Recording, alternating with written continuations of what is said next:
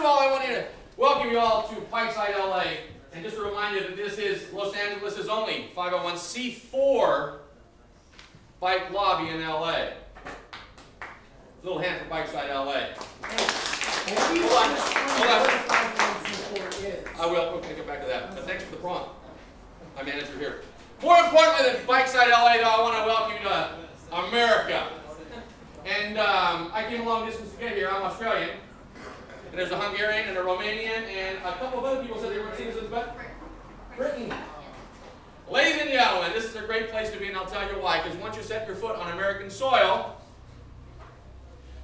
you experience some freedoms like nowhere else. A long time ago, 1941. Who was there? Who remembers?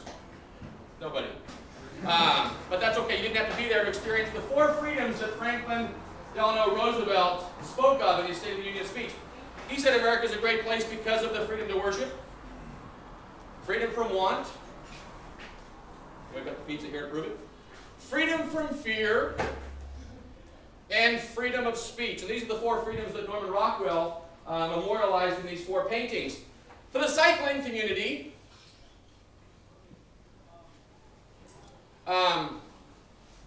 these freedoms are just part of what we thrive on or hang on. Now, of course, this is Reverend Jeremy taking confession at the Bicycle Temple. So I'm pretty pleased that we have the freedom of worship. I'm also free that we have the freedom from want. This is me here at the Bikerwave.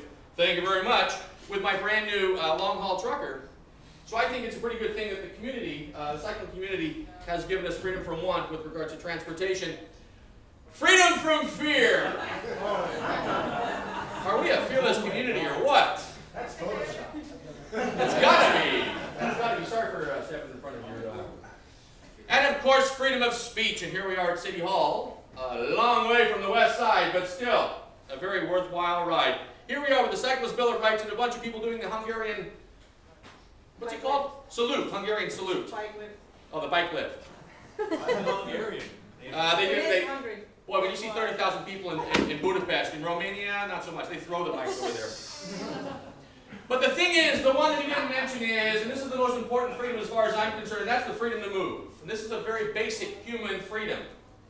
The freedom of mobility. And I believe that our city government's obligation, responsibility, its only purpose for being here is to remove obstacles so that we can move freely in this great city, in this great land. So the Cyclists Bill of Rights, we didn't make them up. We didn't. They exist. And we began with a few whereas and a few therefore, and a therefore, which is that we claim these rights. Because the important thing to remember about your rights is they're yours. They were, they are, they will be, they exist, and they're yours. But it's up to you to claim them. And the first ones, quite simply, are the freedom to travel free of fear, safely and free of fear. I think this is a basic human right. I don't know if anybody's ever said, no, I disagree. You shouldn't be able to travel freely. You should live in fear. And nobody said that. This is a basic freedom, and yet we live in a city under siege. If you look at the traffic on our streets, it's a city under siege. So these rights sometimes get so tromped on that we find ourselves not just riding our bikes in the streets, but this is a die-in where we lay down on Glendale Boulevard. 300 cyclists lay down on Glendale Boulevard in a moment of silence to memorialize a hit-and-run incident on Glendale Boulevard where Jesus Castillo lost his life. Why? Because the brutal reality is we're not free to ride these streets free of fear. And that's something we've got to work on. When we've taken these rights, the Cyclists Bill of Rights to neighborhood councils, we've had these great conversations, and people don't realize often until we have this conversation what it's like.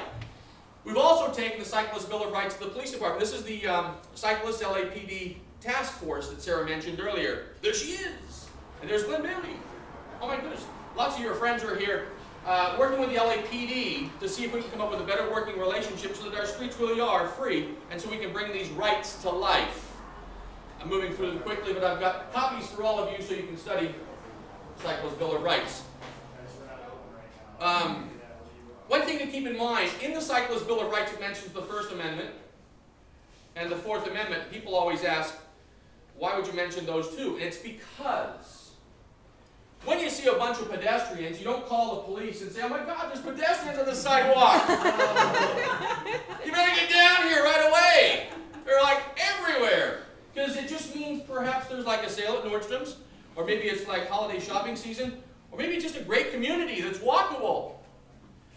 Nancy and I live not too far from the 101, and on a regular basis, we feel prompted to call the police.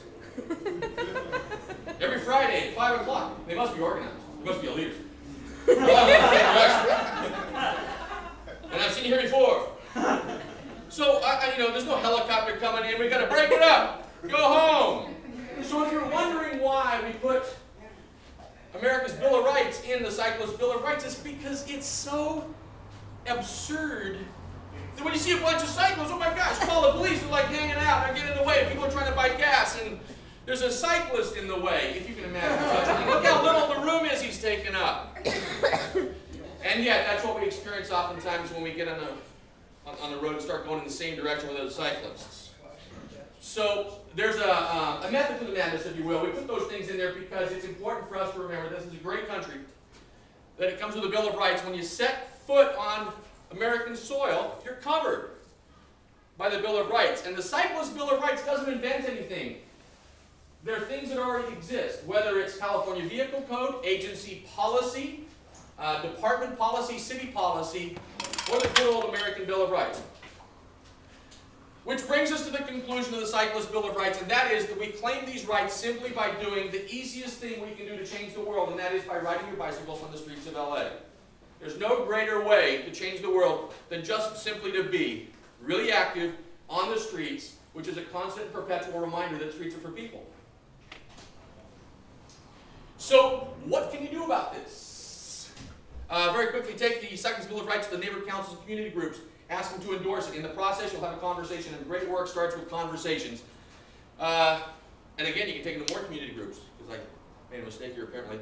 And you can go to the police department, the sheriff's department, and you can go to the Metro and other transportation authorities. But the most important thing you can do after the other important things you can do, like ride your bike as much as you can everywhere all the time, is to support political candidates who support you and your rights. Because really there's no other reason to vote for them. So ask them, have you seen the Cyclists Bill of Rights? If not, give it to them. And by the way, if you can't vote, you can still get into debates with other people. So, and then participate and vote, or convince other people to vote, for those who support the Cyclists Bill of Rights. So, ladies and gentlemen, thank you very much. There's the Cyclists Bill of Rights. Before you go, I got a copy for you. If you'd like to find out more, bikeriderscollective.com, cyclistbillofrights.com.